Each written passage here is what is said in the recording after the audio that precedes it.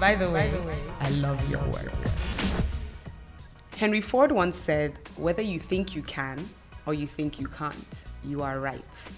This is Aisha Augie, and if you're joining me for the first time, I'm a communication strategist, a photographer, and creative artist from Nigeria. One can never underestimate the power of the mind and one's attitude in determining failure or success.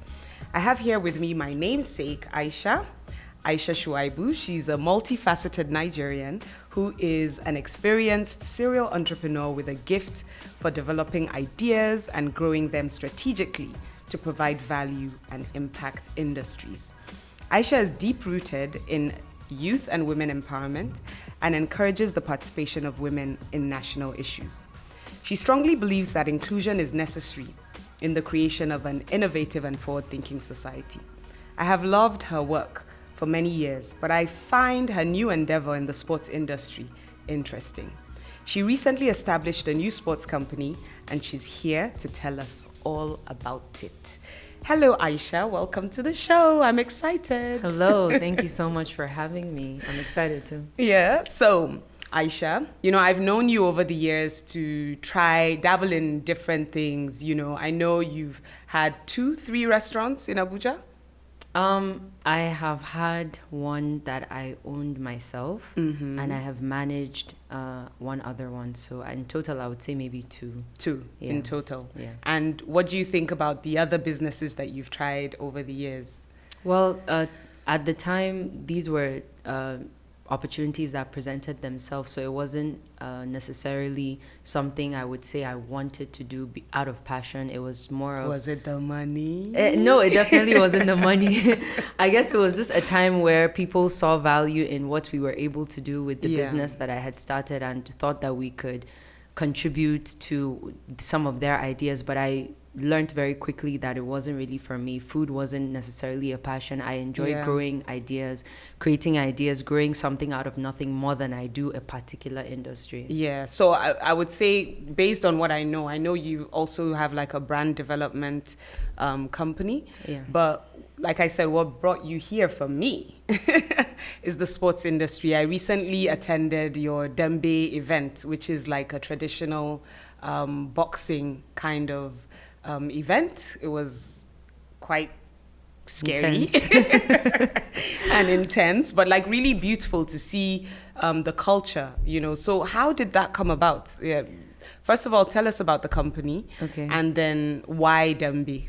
So SWA Sports came about really from passion. Sport is something that I've loved my whole life. I grew up playing, watching. My father played college ball when he was in the US on assignment because he was in the army. And my brothers were all college, most of them were college athletes. I myself played in high school as well. Nice. So, we're a very athletic, sporty family. I grew up just loving it so much. And I have 2 sisters and 7 brothers, and I was always the one with the boys. And 7 brothers. Yes, 7 brothers.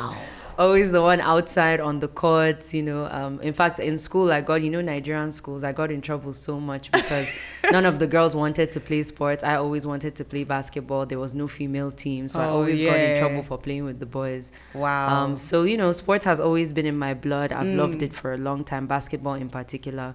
So it was just last year, just sitting down, contemplating 2022, where I was headed. I have the restaurant brand now, but I was thinking, okay, what else? I really want to live more purposefully. I would say I need to mention the restaurant brand. It's called Waffle Way in Waffle Abuja. Way. Yeah, so I wanted to just come into the new year with a lot more purpose and intention because, like you mentioned, I also have a business development company, but that company...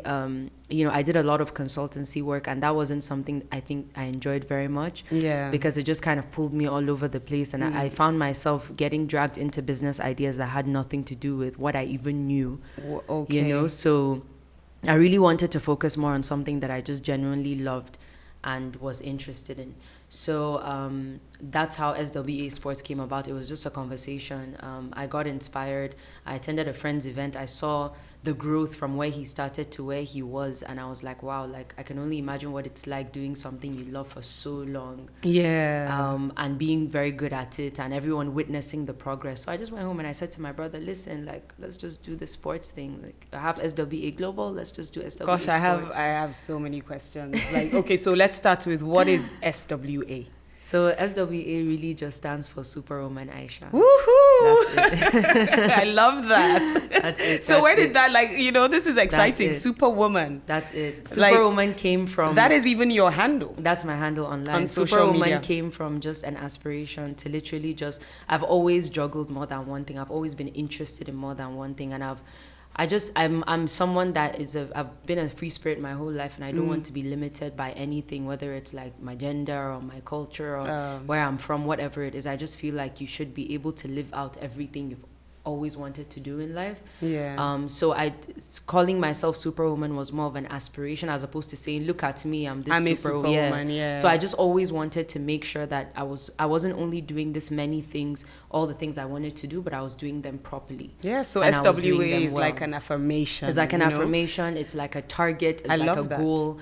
And it's also personal. And I wanted to make sure if I created a company, it came from sentiment and it wasn't just a random name. Oh, that's so deep. Like, you know, I'm looking at so many things, so many aspects to this. You know, we start with the interest coming from a family, you know, 7 boys, like running around with 7 boys would definitely give you a lot to do with the way they think, because that's like very interesting. You know, you said 7 boys and 2 girls. Is your sister into sports too? No, my older sister is into fitness. She works out a lot, but she's not sporty per se. Okay. I think maybe she does tennis every now and again. I'm not sure. My younger sister, definitely 000. No sports in her life at all. My mom, I guess she did fencing in her early years, and that was pretty much as she did in sports, and that was it. You know, it's quite interesting because we did have a guest on the show that was telling us about her father also earlier, and I don't know, do you feel you need to look up to, what's the word I would use, you need to meet up to expectations based on your dad or family? Is there any influence from that side, or it's just something you decided on your own? I don't think I need to meet up to expectations. It's more about defending who I've always been. So in my teenage years, I think I always felt very misunderstood. You know, when you're just a teenager and you're all over the place and you're bumping heads with your parents. So I think my parents always just thought, this one is a bit too energetic and too free. But I just always had it at the back of my mind that it's a priority for me to defy the norm. It's just a priority. I didn't really grow up being very, very northern, as proud as I am to be a northern woman, but I didn't grow up, you know, being like that. I was just always very expressive, as opposed to the quiet northern lady that everyone just expects to see. So I always wanted to defend why I wanted to put that energy towards something that wasn't just, okay, she has a lot of friends. You wanted to be a rebel. A rebel with a cause, right? A rebel with a cause, just not just being this person that is just like... You're not just trying to cause drama, but so to add value. So everything that I'm doing, and you know, thankfully I have understanding parents that, you know, they're traditional, you know, but they also allow you to, as long as, of course, whatever you're doing makes sense. And thankfully, we've reached an age now where we can have adult conversations. There's no more of don't do this or do this. I make my intentions to them very clear. I don't make a single decision till I've consulted with them and they've prayed about it. So I take my relationship with my parents and the support that they give me very seriously, because without it, I wouldn't be able to do anything. Yeah, I love that. And it just gives you a level of strength, right? There's someone I met some years ago who had interesting tattoos. On one hand, he had a superwoman, a Superman, you see, now, because Superwoman is now the thing. Let's make it the global priority. So he had a Superman logo on one hand, and he had like a tattoo of like a cross and some godly things on the left. You know, and I found it interesting. I decided to ask him why. And he said, just like you did, you know, the Superman logo on his right is like his right is his strong hand. And he felt he needed that balance, you know, which would be him having this physical strength and then the supernatural with God holding him on the other side. And I found that very interesting. You know, people always have these kind of stories. And looking back now in what you just said earlier, you decided, you made a choice. You want to add value, you wanted to do this. And what was the main trigger, the final trigger that said, I'm going to just go ahead and register this company and start this business? The trigger was really just that one outing. Honestly, it's been on my mind for so long, and I kept talking to so many people about sports in Nigeria. I was like, so many things were happening before my very eyes. NBA Africa were opening an office in Lagos. Basketball Africa League was established. So many things Abuja that I kept Fight seeing. Club. Yeah, Fight Club. I kept seeing so many things happening, and I'm like, wow. And of course, in Abuja as well, you know, the presence of Fight Club, the presence of a rugby association. My brother started a flag football team, an American flag football team, And I which know is now 3 years your old. same brother that has the label. There's one who has a fashion label. No, that's for my brother-in-law. sports. This is my younger brother. He started a American flag football league here in Abuja that is now 3 years old. I see them in Area 10 from time to time. Yeah, so that's them. So there's also archery, which I tried. There's so many things. So I kept seeing these things, and I'm like, in 5 years, sports is going to explode in this country. It's going to solve so many problems. Like, we're going to get jobs up. We're going to get job opportunities. We're going to have infrastructure. We're going to need so many things. So if you're not a part of the train now, by then the train would have been moving, and you now have to start calling people to be asking, how do I meet this person? How can I do this? I'm just like, you know what? I don't want to fall behind. I'm just going to do it. That's foresight. That was it. Like, it became too overwhelming. And for me, whenever I feel when I get that gut feeling about something, I immediately, if I don't act on it, then something is going to show me in the near future that I should have acted on it. And you would regret. And I would regret it. So I went with my gut. Yeah, and I think that's one thing to learn in life, because we keep stumbling. Nobody ever really understands or knows what we're supposed to do in life. And I feel the more you try, as long as you look back and say, I tried, you know, then you don't have any regrets. It's better to try and fail, right, than to just let things be. Definitely. So back to the Dembe, you know, I attended the fight night, and you know, the entrepreneur spirit was there. There was a show. There was you had other businesses also come on board, you know, and I found that interesting because it wasn't just about coming to watch the fight. You actually enjoyed some activities. You enjoyed other people too. So are you seeing this brand of SWA as like a carrying, like a pot that's a melting pot of other businesses coming together? Definitely. Or just focused only on the sports? Definitely. I feel like there's room in the industry for all of us because of how new and untapped it is for the country.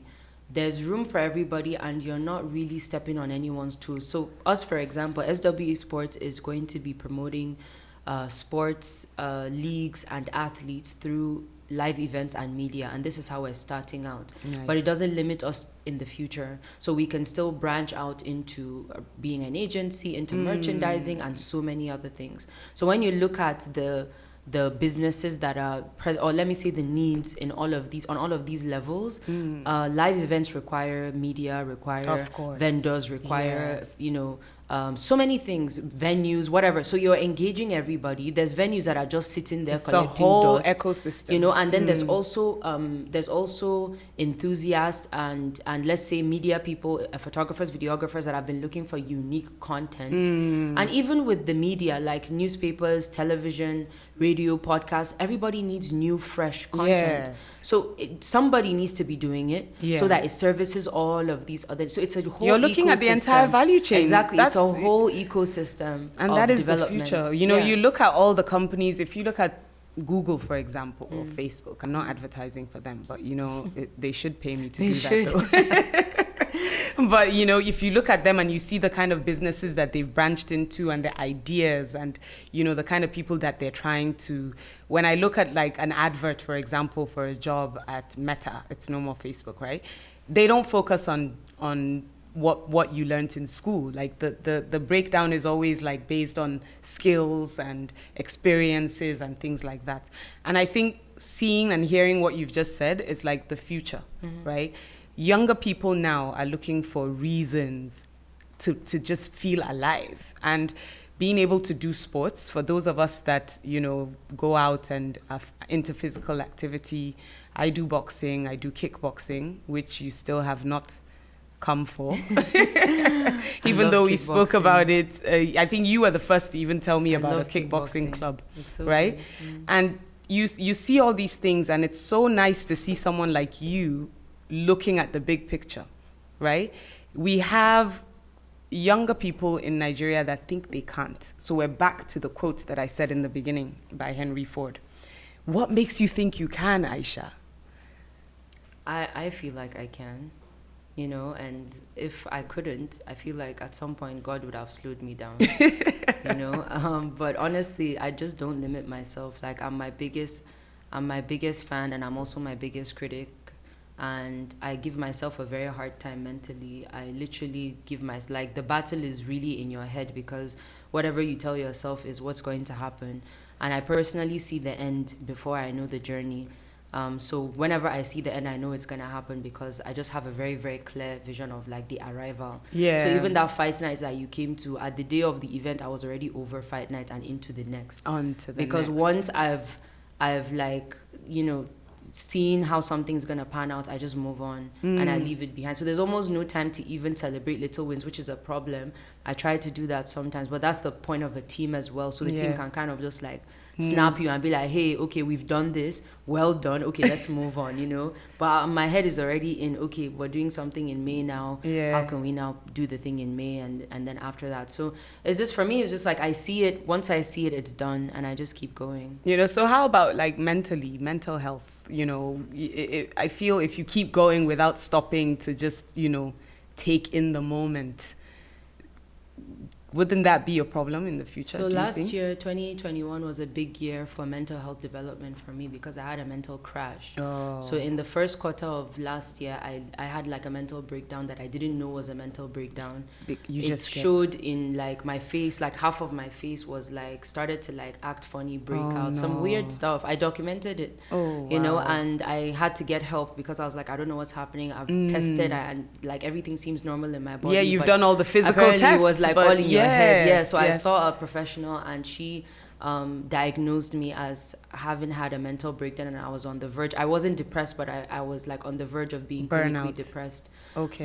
Because I was going through a lot. I was going through I was dissolving one of my business partnerships that had been going on for maybe 4 years. So that affected me really badly.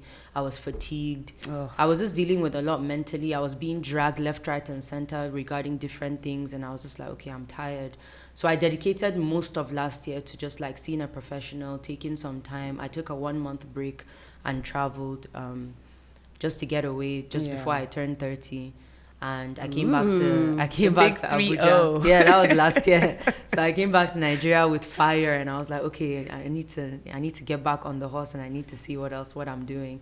And I needed to also focus on myself, because my sister always tells me like, listen, you're just all over the place for so many people. Like, do you ever just pause for yourself? Like, just think. Yeah. Even before I traveled, she sat me down the night before, and she's like, listen, this trip is about you first. Yes. So I think that can be hard sometimes. But, it's a work in progress. I'm a lot better this year. I feel much stronger, happier, surrounded by so much support. And it helps to also build up a community around you of people that are going through similar things, because then you can just talk it out. True. You can help each other a lot. And I have an amazing set of friends as well as mentors like you. So, thank you. But I think the main thing for me, my take on this is, I think we've all been through one mental health issue and the other, whether we know it or not. Yeah. And there's a stigma in Nigeria, right? Where you feel talking about mental health is a problem. Yeah. And seeing someone, it's like, why would I want to go talk to somebody about my life? Like, why do I need to speak to a stranger? But these are people who have trained and understood psychology and understood the kind of effects that come with it. So I'm super, super glad to hear that you actually did that. I was a big skeptic on seeing a therapist. I was huge. My friends and I, we have ladies' night every Fridays. So one of our ladies' nights, we were talking about mental health, and one of our friends sat all of us down and said, listen, you guys need to seriously take seeing a therapist seriously. And we Yeah. all just like rolling Whatever. our eyes. So she arranged for group therapy for us, which I found so ridiculous. So I was the most quiet when we did it. And the therapist looked at me and she was like, why are you quiet? What's on your mind? And I was just like, nothing. She's like, you're mind, you're like, skeptical this, about this, this. Like, this. you don't. And I was like, no, like, it's understandable. You know, I just don't. Like, how do you know more than me? Like, what is it that you're going to come in? Exactly. You don't even know me. What are you going to come into my life and tell me? And you're a stranger. I'm not about to tell you my life, you know. But honestly, a professional is a professional. She helped me a lot, and I would recommend it to anybody that just needs that. Sometimes you don't even know. You Like, don't there's even things- know. yeah, Sometimes there's you just things need a conversation, you have to, know, you have and you just to. let it out. You have to. You You don't know. know. Sometimes you need something. You actually need help. You need something. Yes. So you need to talk to the people. Well, that so know. now that you know you've been through this, you've experienced a mental health breakdown in a way that you didn't know at the time, and you're able to know that now. So I guess looking forward with what you said, you're onto the next thing, but you need to pause. Yeah. From time to time. Definitely. You know, so I'm going to be the one reminding you again before, Yeah. so we don't have another, No, definitely. another one in the future. But Definitely, like, definitely. you know, based on, I would put myself into this now and say, being multifaceted sometimes can be confusing. And the world wants to know, like, who are you? Why are you not fitting into this really want box? to Why limit you, you yeah. need to fit into this box? I want to be able to describe you, because we have people that say, what is it exactly that she does? And the more we hear that, the more we feel we need to limit ourselves. So I'm really glad that you're looking out and doing all the things that you want to do. And I'm sure in the next 30 years, by 60, hopefully we can come back on this podcast. Yeah. And you can tell us more, you know. Yeah. But, congratulations on the new company. I'm really glad to have you here, and I look forward to us doing many things together in the Me future, too. not just the podcast. And hopefully we'll come back on here, because now you've given me another topic Yeah. to pick on in the future. Yeah. Thank you so much, Aisha, for coming. Thank you for having me. I'm glad. I think we will look into maybe after your next event, we'll see what you're doing differently and the new ideas that you would have coming sure. forward. I'm sure my listeners are very happy to hear what you've said today. For sure. Keep being multifaceted, keep trying, keep failing. Failure is always a great thing Yeah, because it definitely. teaches you.